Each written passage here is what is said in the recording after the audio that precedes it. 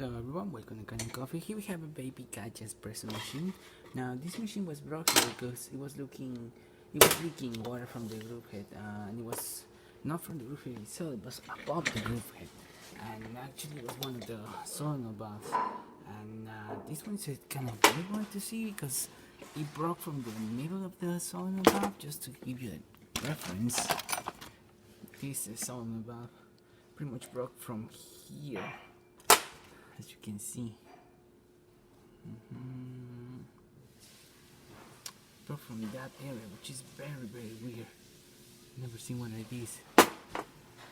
So we end up replacing with a new sauna valve, and now the machine is working perfectly fine. So starting with one espresso.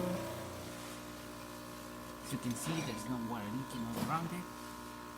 Over there, I got the grind set up correctly, so we can see a good shot of espresso. Otherwise, it's going to be too fine, which I'm afraid is too fine for this machine. As you can see, barely starting and it's just barely dripping in there. But it's a good way to pretty much test if it's going to leak or not, because there's a lot of pressure in there right now.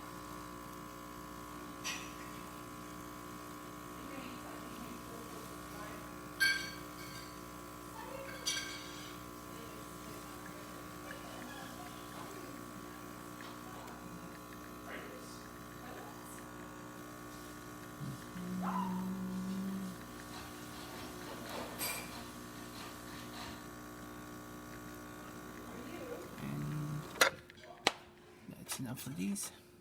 Still was able to extract pretty much of the coffee in there. One second, I'm gonna put that back. It's a little hard removing the portafilter with just one hand. Yeah, like I said, it was way too fine for this machine. You can totally see it right there. It was barely dripping. I will still be able to do a shot of espresso, but this is definitely not the grind for this machine.